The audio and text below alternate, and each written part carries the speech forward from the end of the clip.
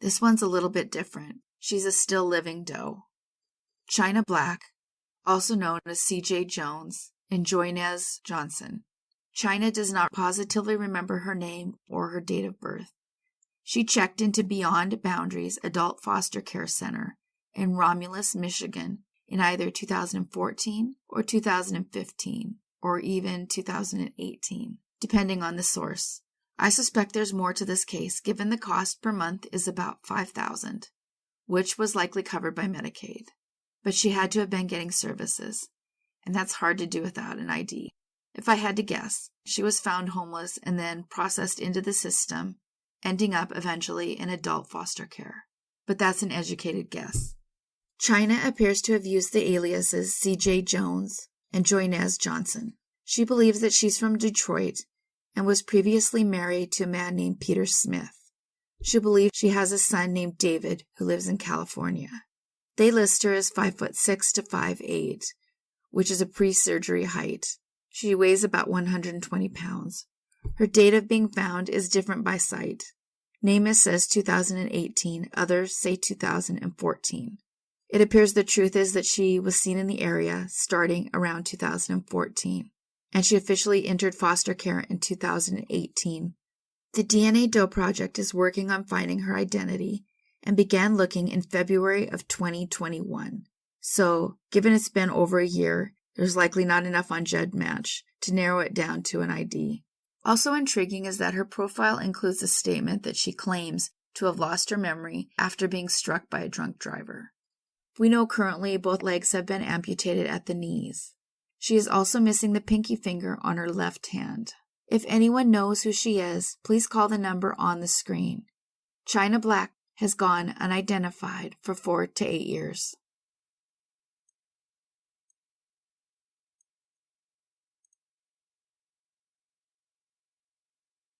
The Stanwood Bryant John Doe, also known as John Doe number 3, identified as Ronald David Chambers. Ronald was a Vietnam vet. It was 1970 and he was 28 and living in Rome, Georgia. However, he was a good friend and he flew out to help his friend Bob Helberg move from Arizona to Washington. And so he was staying in a hotel there with his infant son and wife in the SeaTac area. The two men left the hotel at 10:30 a.m.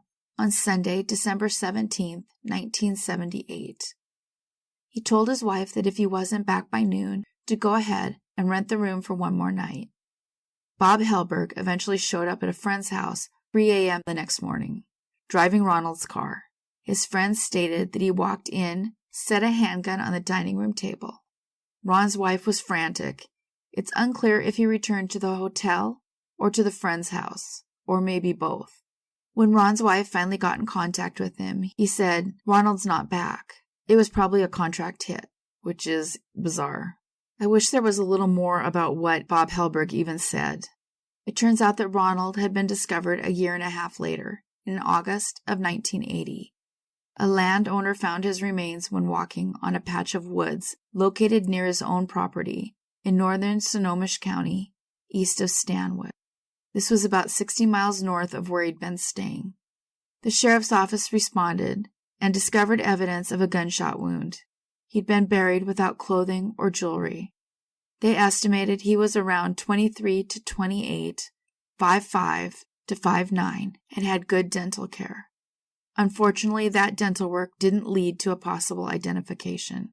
They did a clay recreation, but no leads were forthcoming on the case, and the case lay dormant until 2008.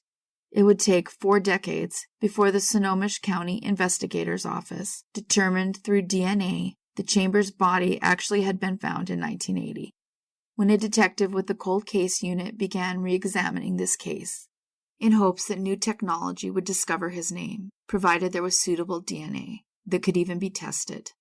With this, they added the known information to NamUs and obtained an order to allow for him to be exhumed, although this wouldn't happen for 3 years. In 2011, they did do this. It took more than one lab and more than one try.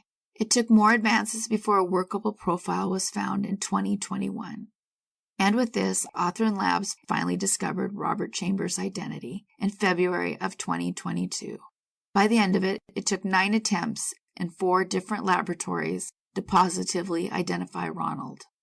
Ronald's sister Judy released a written statement saying that she watched her mother grieve and suffer for 25 years, wondering where her son was and what happened to him, saying she was only 12 when he went missing, and that loss caused open-ended grief that drastically affected both the lives of her and her mother. She followed up with a thanks to the men and women who worked this case and were finally able to bring him home. King County investigators had long suspected Halberg was responsible in Ronald's disappearance, but without a body or other evidence, it couldn't be proved. Halberg died in a California prison in the 1990s, though it's not clear what he was imprisoned for, and with him any account of Ronald's last hours died with him.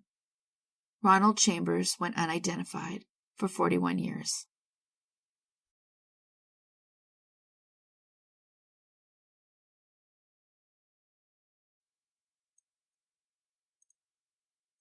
The Tortoise Reserve Doe, 2021. Identified as Richard Wayne Guarro. Richard was 39 when he took a trip from his home in Florida to Las Vegas, November 1996. He was supposed to return home on November 18, 1996. He never got on that plane, and he never returned home. His family had no idea what happened to him. I can't imagine your child going on vacation and not coming home. He'd arrived in Vegas 7 days before, and that was the last time they actually spoke to him. His family reportedly was very worried, and it wasn't like him to be out of contact, so he wouldn't have just taken off. They do know he was staying at a hotel on the Strip when he went missing. That's pretty much all that's known about Richard.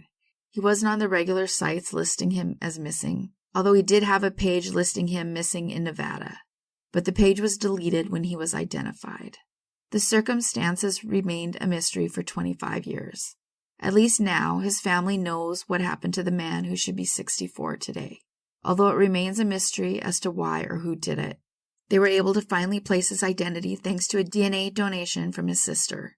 It was with this, his sister and the rest of their family discovered he was found in July 2001, about 22 miles northeast of the Las Vegas Valley, 5 years after Richard went missing. He was found in a remote area near I-15 and US 93, near Apex Road. They estimate his age was around 35 to 45, and this was pretty on point. The Clark County coroner ruled his death a homicide, but they were unable to find his identity. In October 2021, the Las Vegas Police Department teamed with Othram Labs to reanalyze Richard's unidentified remains, eventually using genealogy to lead to Richard's sister. This is the extent of the information that's been released so far. If anyone has any information on this case, please call the Las Vegas Metro Police Department. Richard has been missing for 25 years. He went unidentified for 20 of those. That's it for today. Thank you everybody for watching and listening. Take care of yourselves and each other.